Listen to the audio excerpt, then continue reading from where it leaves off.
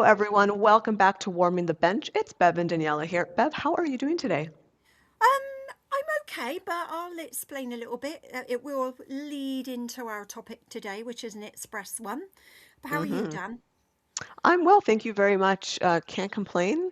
Nice summer weather, so keeping warm, I should say. But yeah, as Bev mentioned, we are going to be doing an express post or express episode today, and that's just going to be a little brief episode. It's going to be probably 30 minutes or less on a couple of one kind of topic that kind of stretches both ways. And I'm going to kick it over to Bev to get started with this one because I think it's something we might want to speak heavily on today. I like that. Kick it over to Bev. Yeah, fantastic. Always. Dan, this is very pertinent to our topic today. I'm going to lead into it. hmm Um, I woke up this morning. I was quite happy, and then I was kind of Yeah. scrolling through my social media. And I came across a couple of things that just absolutely, I was just livid at the time. And then I thought, no, calm down. One of hmm them was about some repugnant comments about a women's footballer, an ex-women's footballer. I'm not going to go into detail, Dan. Um, hmm I just, it was, it kind of, it pressed a bit of a button, personally. But hmm there was that. And hmm then there was, we've got this thing with WAFCON. Nobody can find Yeah. where to watch it. And yesterday, hmm having only just found out that, about what was it, Wednesday of last week, that it was actually Yes. on, yeah, this hmm tournament, this very Yeah. important tournament leading up to the World Cup and is also acting as a World Cup qualifier, was actually on. hmm And then I Yeah. spent an hour and a half at least. Okay, granted, I was doing other things in between, at least an hour and a half trying to find where it was going to be streamed because I came across information that said it was going to for the UK, Channel 4. hmm Then I came hmm across other details of Dazan in Europe. Then other details of CAF Yeah. TV, and it wasn't on there either. Nothing on Channel hmm 4. And I thought, well, what's going on? Yeah. So, those two things taken together, Dan, I hmm concluded that the women's game still has a very long way to go. So, we're looking hmm at that, and we're also looking at quite a contrast the build up, the countdown to the World hmm Cup, but there are a few things related to WAFCON as well. They do overlap and they're interchangeable, don't they, Dan? They do. They do certainly. And I think with the WAFCON, let's kind of speak on that one for a bit. It was quite interesting because this tournament, for a lot of people who might not be aware, and you probably aren't aware because there was little coverage of this, was actually supposed to take place in, I believe, the March window, Mm-hmm. similar to when the Asian Cup was. It was Mm-hmm. postponed until the summertime. The reason it was postponed was something about the country of Morocco with some of the stadiums or the facilities. I don't know whether that's true or not, but that was kind of what was given as the reason to postpone it. So they've already postponed it, and it was very little notice also, by the way. It was like within a month or something. So you have teams that were probably preparing to go to this tournament, all their, last minute preparations. They had their squad selected, obviously all of the above, and they postponed this. There's little, specific reason given other than this more vague excuse for it, right? And Mm-hmm. then we come to now when it's taking place, and there's little coverage and build up to it, as you said. I had to be reminded from some creators on our Instagram page that I follow that WAFCON was happening because when I had heard that it was postponed, I knew that it was, rescheduled for the summertime, but I didn't, it wasn't in my mind as to when it was going to be. And again, there was little promotion and so forth for it. So there's that. And then I started, same like you, I Googled, where can I watch WAFCON?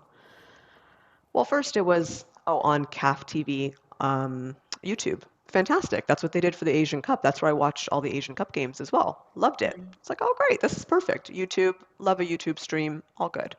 I go there, I go to the live tab, it's not available. Okay, maybe they're going to post it closer to the actual date of the starting the matches. Nothing. Then same like you, I hear that it's going to be on Channel 4 in the UK or DAZN for European uh, viewers.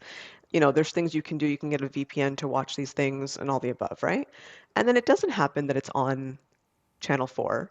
I don't believe it's actually on DAZN. It's not on CAF TV. But these things have all been promoted as the broadcasters. Now, I don't know specifically what happened with the Channel 4 situation. I think uh, CAF, the Federation, they announced that these were the broadcasters. Now, whether they actually were or it was still in conversation, whatever it might be, even if it was still in conversation and had been solidified, the tournament has started. These things should have already been taken care of a long time ago. Not that it's the days that the tournament starts, it's been promoted that these were is where you can watch it and nobody can find it.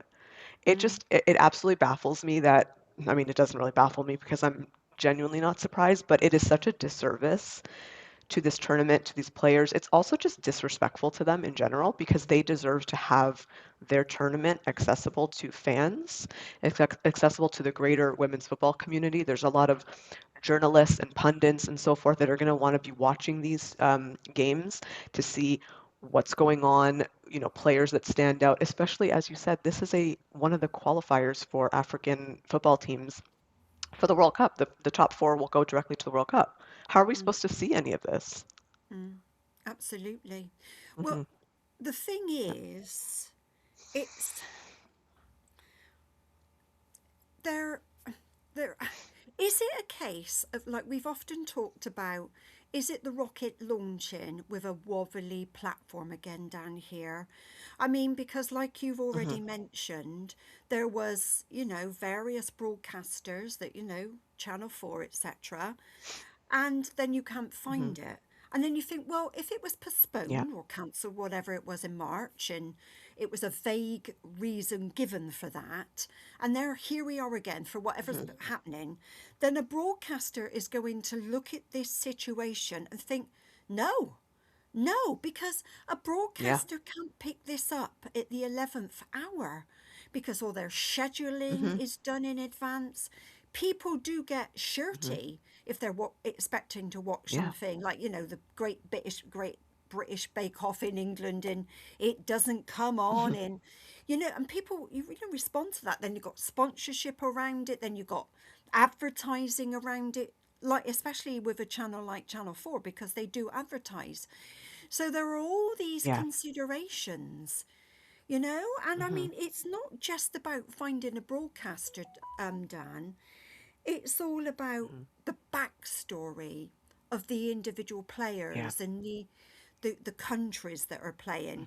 We in this Yeah. country in the UK, we've got to hear about Bunny Shaw and her backstory and the hard life that she's had, and now how she's overcome adversity and all the rest of it.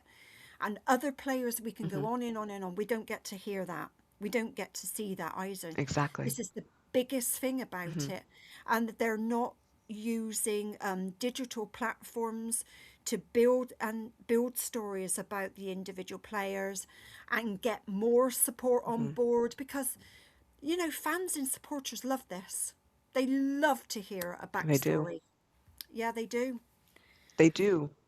They really do. And it's like I said, it's such a disservice to the game in general. And we speak so much about everyone, you know, harping on we need to grow the game, we need to grow the game.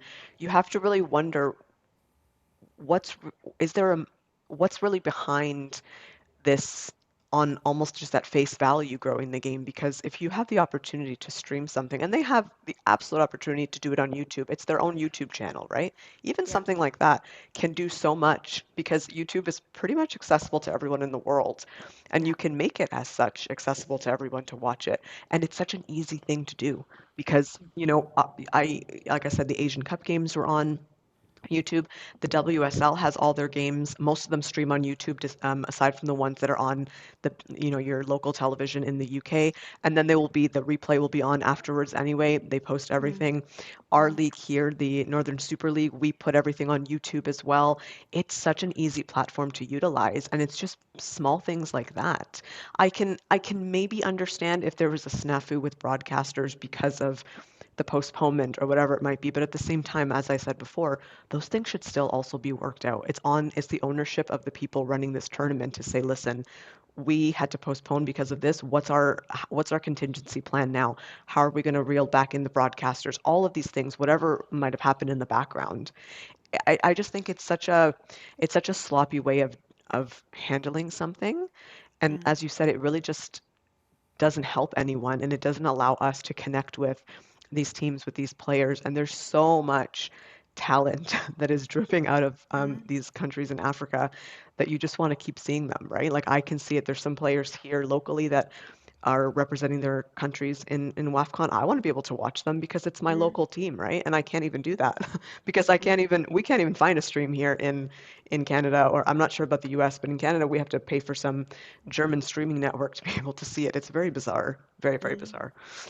mm. But just talking there, Dan, I mean, looking on social media, as I mentioned this morning, and yesterday when I was trying to Mhm. find where it was, there are loads Mhm. of people on social media across various different platforms talking about, I want to see it. Have you tried finding it here? Have you look at there?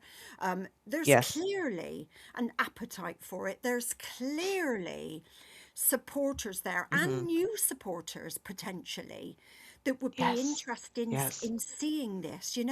And it takes it away Mhm. from the UK and it takes the game away Mhm. from Canada and US, and it is Mhm. concentrating on Africa. And again, Dan, Mhm. there's various levels in things going on here because this is about women, the women's game, and Mhm. women of color. Mhm. So there's Yes. layers and layers of That's it. it's really like you said it's multi-layered, and that those kind of things all flashed into my mind. Firstly, that it's the women's game, and we know that there's a lot of issues there. Secondly, we're talking about African teams, so I would presume 99% of the players, 99.5 probably percent of the players on these teams in Africa are probably black players or players of color. Mm, And there's just so much to it. Or Morocco, it's more Arab background, but still there's so much that kind of goes into it, and you just have to wonder like what's the motivation or lack of motivation behind it, and it just your mind spirals into different directions.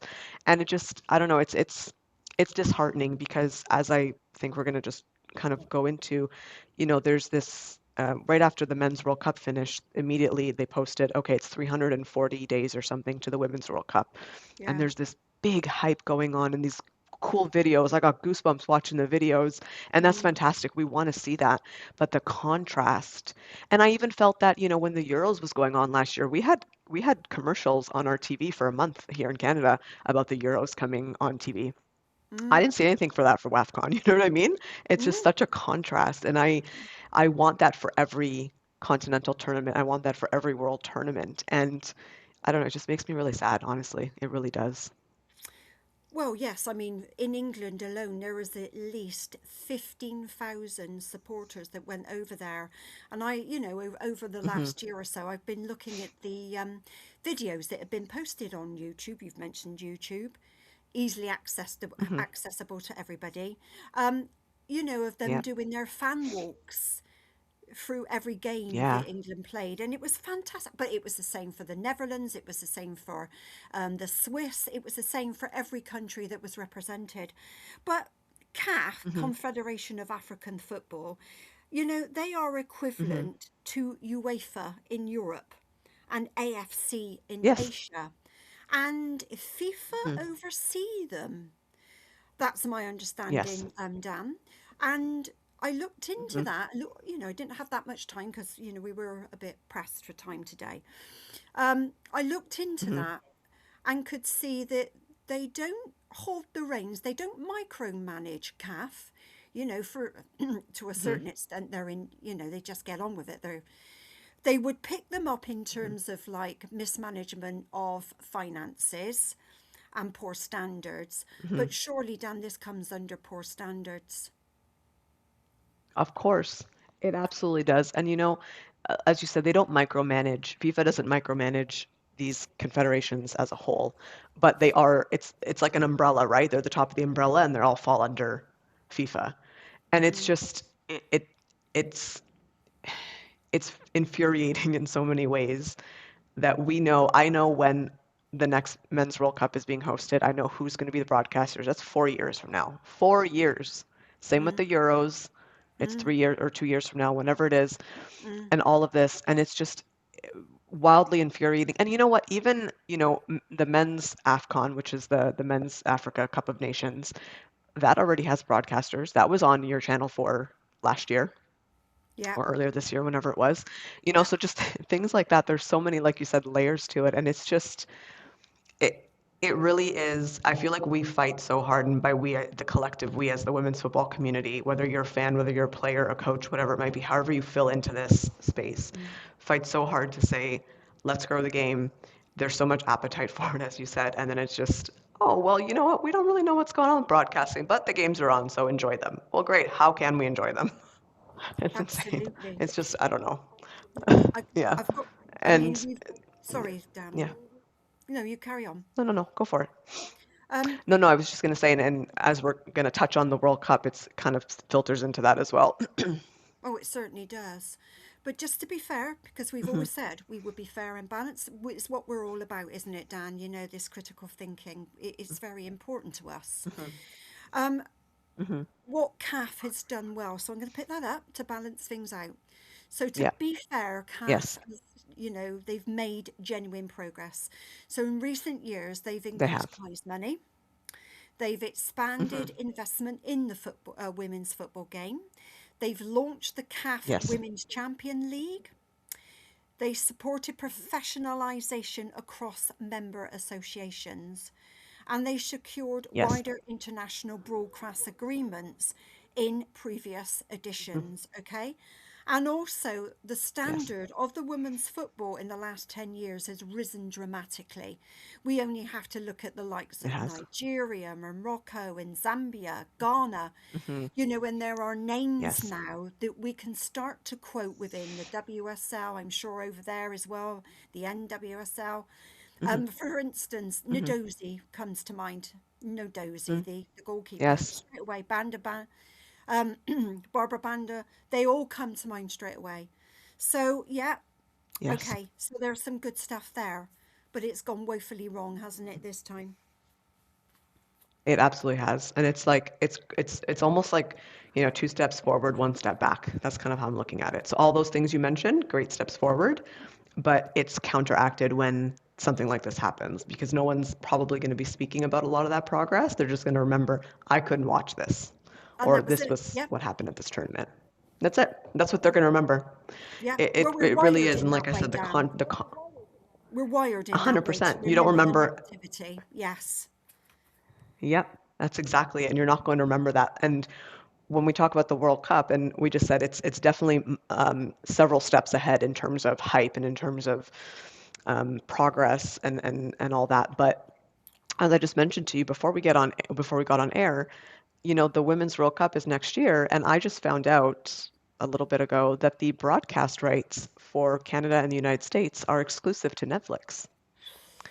Now, Mm, Netflix is a streaming platform, as you know, you have to pay for it. mm, And it's that we want to grow the game, but you're doing the things that are being done don't always suggest that because if you're going to mm, put it behind a paid network, now you're forcing people to go pay for that. And I'm not, it's not about a lot of people do have Netflix, don't get me wrong. It's not going to be completely terrible, but it's just the intention behind it seems mm, flawed mm. at best. It's the timing of it, Dan. It's the timing. We're not there Yeah. yet in terms of the Hmm. numbers. And in my way of Hmm. thinking, we've got to encourage everything possible to encourage the numbers of fans and supporters to rise, not put barriers in front of people. I said before that if you've got a family and you've got Sky Sports or you've got Disney and then you've got Netflix and you've got something else, if you add all of that Everything. together, it's a huge amount of money. It is. And people just can't It afford to is. do it. It really is, and it's kind of, again, like you said, it's including those barriers, but it's also just at its core saying this is not good enough for us to offer it in and of itself. And we know that, for, like you said, the numbers aren't there yet that you can put things behind payment, and then people are just like, whatever, I'm paying for it because that's the way what I want, right? It just it's strange, and this is a greater problem in football in general. Don't get me wrong. We've mentioned before. If you want to watch Premier League, for example, you got to have like five different networks to watch it. It's stupid. That's the way Yeah, football is gone. But yeah, there's so much money in that side of the game. It's almost justifiable. Personally, I personally don't think it's justifiable, but I see how they justify it in terms of the yeah, powers that be. I don't see the justification here. It it, yeah. it doesn't make any sense to me. No, no, it really, really doesn't. Not now. To me, all things considered, okay, all things Hmm. considered, I'm great. It is, we are moving forward. We have got broadcasters like Sky and Netflix, and Disney is another one, that are Hmm. interested. Okay, but please apply some common sense and timing to the Yeah. situation, because we have spoken many times, Dan, that this is an infant product. Yeah? Hmm. So it needs Yep, everything to it is. lift it. Yeah. It needs everything to lift, not barriers.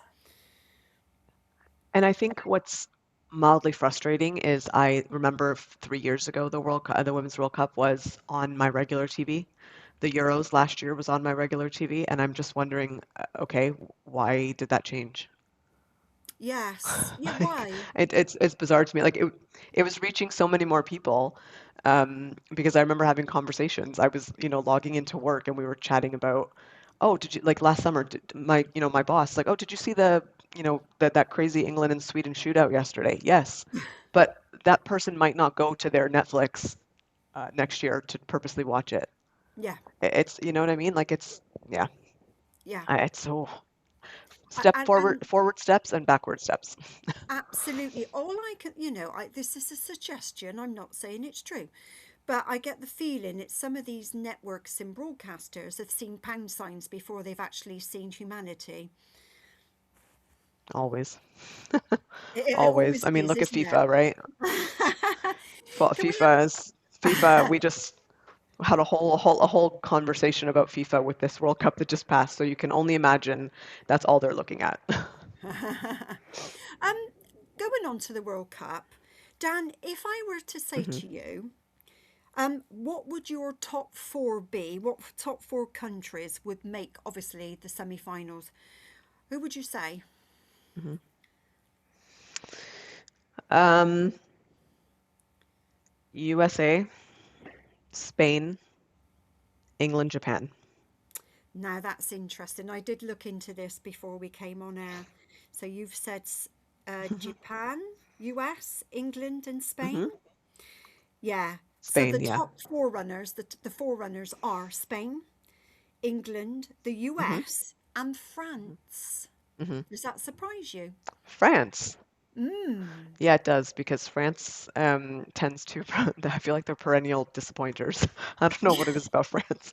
It's like they go into every tournament with so much promise, and I feel bamboozled every single time because I back them, and then they just completely prove me wrong every tournament.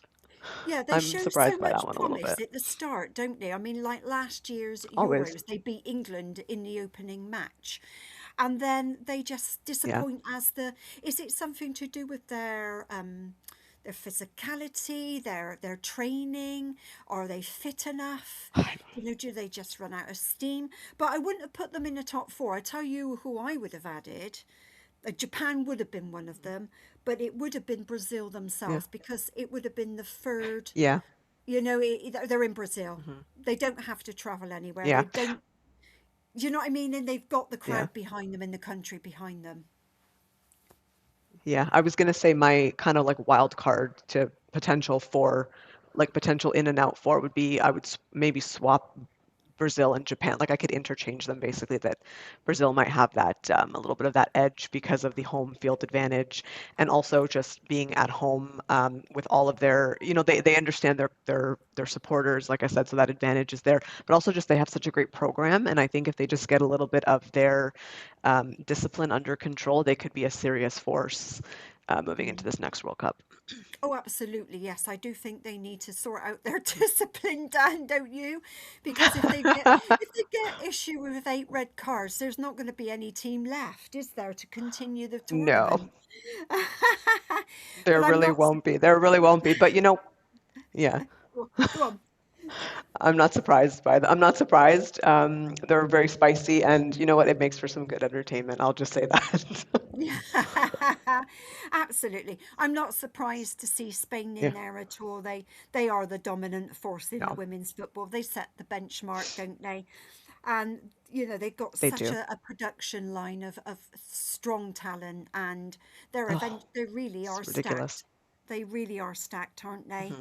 And they've got a good mix. I mean, They they've got are. young players, they've got players in their prime, and they've got experienced players like the likes of Alexis Proteas, etc.